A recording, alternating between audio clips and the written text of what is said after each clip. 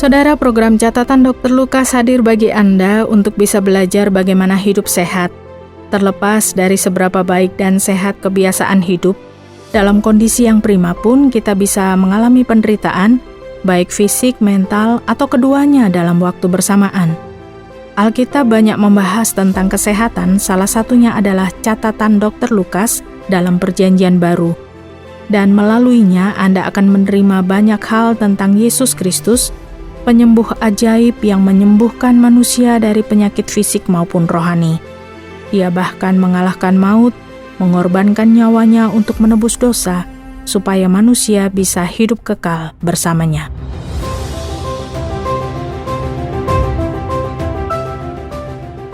Rute, wanita 45 tahun. Setelah beberapa hari merasakan nyeri di bagian bawah perutnya, dia memutuskan untuk memeriksakan diri ke rumah sakit dekat rumahnya. Dokter memintanya supaya menjalani tes USG keesokan harinya. USG sendiri adalah sejenis X-ray yang tidak menyebabkan rasa sakit sama sekali. Ini adalah tes yang sederhana dan hanya memerlukan sedikit waktu. Setelah menjalani tes ini, Rute membawa hasil tesnya kembali ke rumah sakit. Menurut dokternya, hasil tes USG Rute menunjukkan adanya tanda-tanda kanker ovarium. Mendengar hal ini, Rute menjadi sangat khawatir.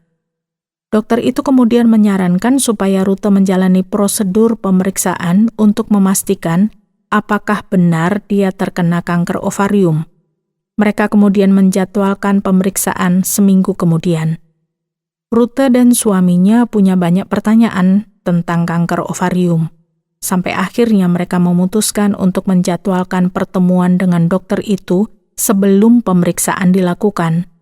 Dokter menjelaskan bahwa kanker ovarium cukup umum terjadi. Selain itu, kebanyakan pasien didiagnosis kanker ovarium sesudah tingkat keparahannya cukup serius. Hal ini dikarenakan di tahap awal, kanker ovarium pada umumnya tidak menimbulkan gejala apapun. Dokter menjelaskan bahwa kanker ovarium bisa dipengaruhi oleh faktor genetis. Kalau tidak punya riwayat keluarga dengan kanker ovarium, maka risiko akan terkena kanker ini hanya serendah 2% saja. Sedangkan kalau ibu atau saudara perempuan punya kanker ovarium, maka risiko terkena kanker yang sama bisa meningkat sebanyak lebih dari 5%. Dan kalau 2 atau lebih anggota keluarga kita punya kanker ini, maka risikonya akan meningkat menjadi lebih dari 7%. Ada juga sekelompok orang yang punya risiko lebih tinggi dari itu. Rute bertanya-tanya mengapa dia tidak pernah merasakan gejala apa-apa sebelumnya. Dokternya menjawab bahwa pada umumnya kanker ovarium memang tidak menimbulkan gejala apapun. Banyak wanita datang ke dokter tanpa merasakan gejala apapun. Tapi ketika dilakukan pemeriksaan, hasil tes mereka menunjukkan bahwa mereka memiliki kanker dengan tingkat yang cukup parah. Mereka mungkin merasa baik-baik saja sampai mereka pergi ke dokter dan menerima diagnosis ini. Rute juga bertanya-tanya apa saja pengobatan yang perlu dijalaninya. Apakah dia harus menjalani operasi, meminum obat, atau dia perlu melakukan hal lainnya? Dia merasa khawatir dengan apa yang dihadapinya. Dokternya mengatakan bahwa benar dia harus menjalani operasi untuk melihat apakah kankernya sudah menyebar, sekaligus mengangkat organ kewanitaannya yang sudah terkena kanker. Pada umumnya, dokter bedah akan mengangkat seluruh bagian organ kewanitaan pasien kanker ovarium. Rute sendiri sudah punya 1 anak dan tidak berencana untuk hamil lagi. Dia pun memikirkan bagaimana pasien-pasien kanker ovarium yang sudah berencana namun belum sempat memiliki anak. Tentu saja sulit bagi mereka untuk menerima kenyataan ini. Hal yang dialami Rute ini cukup umum terjadi. Kebanyakan pasien yang punya kanker ovarium adalah wanita seusianya. Dia dan suaminya sangat khawatir mengenai kondisinya saat ini. Lalu bagaimana Rute harus menghadapi kekhawatirannya ini? Alkitab membahas tentang situasi seperti ini. Salah satu kitabnya yaitu Kitab Mazmur yang ditulis oleh Raja Daud ketika dirinya sedang berada dalam situasi yang serupa dengan Rute. Rute kemudian teringat kepada salah satu temannya yang pernah mengalami kesulitan dalam hidupnya, tetapi tetap tegar dalam menghadapinya. Ketika menemui temannya ini, dia memberitahu Rute bahwa dirinya adalah seorang Kristen, dan Yesus Kristuslah yang menolongnya untuk tetap tegar selama dirinya menghadapi kesulitan. Teman Rute kemudian membacakan sebuah puisi yang ditulis oleh Raja Daud dalam kitab Mazmur. Aku mau berseru-seru dengan nyaring kepada Allah, dengan nyaring kepada Allah supaya Ia mendengarkan aku. Pada hari kesusahanku aku mencari Tuhan. Malam-malam tanganku terulur dan tidak menjadi lesu. Jiwaku enggan dihiburkan. Apabila aku mengingat Allah, maka aku mengerang. Apabila aku merenung, makin lemah lesulah semangatku. Engkau membuat mataku tetap terbuka. Aku gelisah, sehingga tidak dapat berkata-kata. Aku memikir-mikir hari-hari zaman purbakala, tahun-tahun zaman dahulu aku ingat. Aku sebut-sebut pada waktu malam dalam hatiku. Aku merenung dan rohku mencari-cari. Untuk selamanyakah Tuhan menolak dan tidak kembali bermurah hati lagi? Sudah lenyapkah untuk seterusnya kasih setianya? Telah berakhirkah janji itu berlaku turun-temurun? Sudah lupakah Allah menaruh kasihan, atau ditutupnyakah rahmatnya karena murkanya? Maka kataku, inilah yang menikam hatiku, bahwa tangan kanan yang maha tinggi berubah.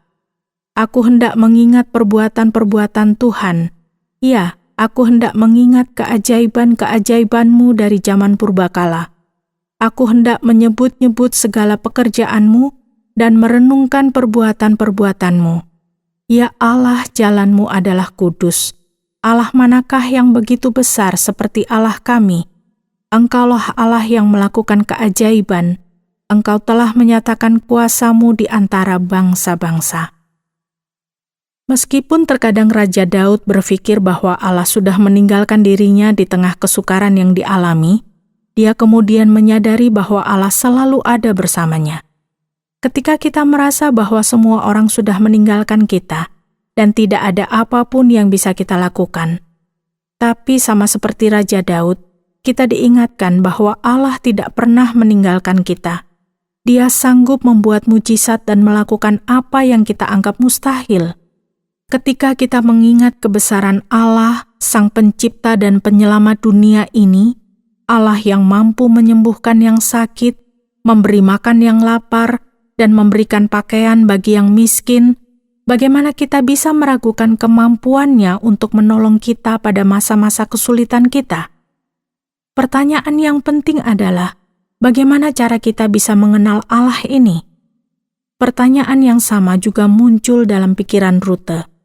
Dia tidak mengenal siapa Allah, tetapi dia ingin mulai belajar mengenal dirinya. Temannya mengatakan bahwa Rute bisa menerima Yesus Kristus sebagai Tuhan dan Juru Selamat dalam hidupnya. Temannya juga memberitahu Rute bahwa pertama-tama, dia harus mengakui keberadaan Allah. Teman Rute kemudian membacakan salah satu ayat dalam Alkitab yang berbicara mengenai iman. Iman adalah dasar dari segala sesuatu yang kita harapkan dan bukti dari segala sesuatu yang tidak kita lihat. Ayat ini cukup menjelaskan makna iman bagi Rute.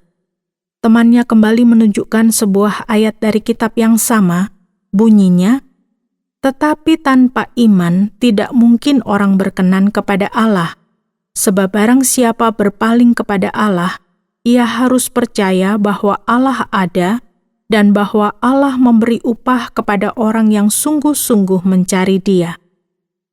Bagian ini lebih sulit untuk dilakukan Rute. Dia mengatakan bahwa seperti kebanyakan orang, dirinya juga tidak yakin akan keberadaan Allah. Dia ingin percaya, tetapi masih ada keraguan dalam hatinya. Kemudian temannya menunjukkan dalam Alkitab surat Rasul Paulus bagi jemaat di Roma. Sebab murka Allah nyata dari surga atas segala kefasikan dan kelaliman manusia yang menindas kebenaran dengan kelaliman. Karena apa yang dapat mereka ketahui tentang Allah nyata bagi mereka, sebab Allah telah menyatakan kepada mereka. Sebab apa yang tidak nampak daripadanya, yaitu kekuatannya yang kekal dan keilahiannya, dapat nampak kepada pikiran dan karyanya sejak dunia diciptakan, sehingga mereka tidak dapat berdalih. Sebelumnya, Rute memiliki banyak alasan untuk tidak mempercayai Allah. Tetapi setelah membaca ayat ini, dia menyadari bahwa dirinya tidak dapat berdalih lagi. Sebelum melanjutkan lebih jauh, mari kembali membahas pengobatan kanker ovarium. Seperti yang didiskusikan sebelumnya, Rute harus menjalani operasi mengangkat rahim serta bagian tuba fallopiinya. Setelah Rute pulih dari operasinya, dokter menjelaskan kanker yang dideritanya sudah pada tahap yang cukup parah. 75% wanita terdiagnosis kanker ovarium karena kankernya sudah berkembang cukup parah. Kalau kanker sudah menyebar ke organ tubuh lain, maka kemungkinan pasien bisa pulih secara total hanya 36% saja.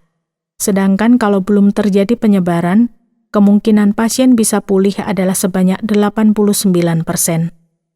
Dokter juga menjelaskan bahwa kemoterapi bisa membantunya hidup lebih lama dan meningkatkan kualitas hidupnya. Tapi efek samping dari pengobatan ini tergantung pada respon tubuh masing-masing pasien. Beberapa pasien merasakan efek samping yang lebih banyak dari pasien lainnya. Rute pun memutuskan untuk menjalani terapi ini. Selama proses terapi, dia merasa sangat lemah. Dia juga kehilangan rambutnya. Selama masa-masa kesulitan ini, dia sering bertemu dengan temannya untuk berbicara tentang firman Tuhan. Temannya kemudian membacakan sebuah ayat yang membahas tentang hubungan Allah dengan manusia. Dalam kitab Roma dituliskan, "Karena semua orang telah berbuat dosa dan telah kehilangan kemuliaan Allah." Apa maksud dari ayat ini? Artinya adalah setiap manusia yang hidup maupun yang pernah hidup di dunia ini, semuanya telah berbuat dosa. Dosa inilah yang membuat kita kehilangan kemuliaan yang Allah berikan bagi kita semua. Kemudian temannya kembali membacakan sebuah ayat dari kitab yang sama. Sebab upah dosa ialah maut, tetapi karunia Allah ialah hidup yang kekal dalam Kristus Yesus Tuhan kita.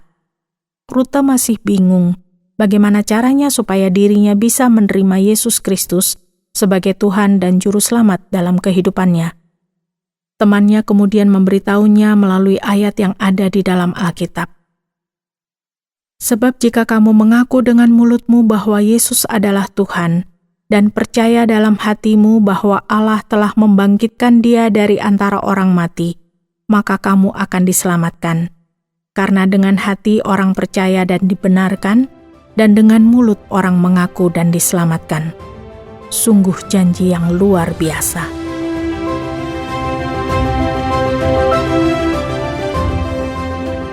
Saudara pendengar, terima kasih sudah bersama mengikuti catatan Dr. Lukas, dan kiranya ini memberikan Anda pemahaman tentang kesehatan jasmani dan rohani. Kalau Anda punya pertanyaan atau Anda terkesan dengan acara ini, silakan kirimkan tanggapan Anda, bisa melalui SMS atau WhatsApp ke nomor 081 333 777 386, 081 333 777 386. Sampai jumpa.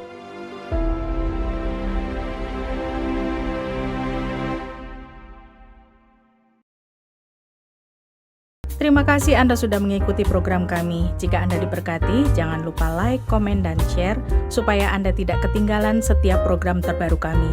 Jangan lupa juga untuk subscribe channelnya dan nyalakan loncengnya. Jika Anda ingin mendukung pelayanan kami, bisa melalui rekening kami berikut ini, atau menghubungi kami di sini.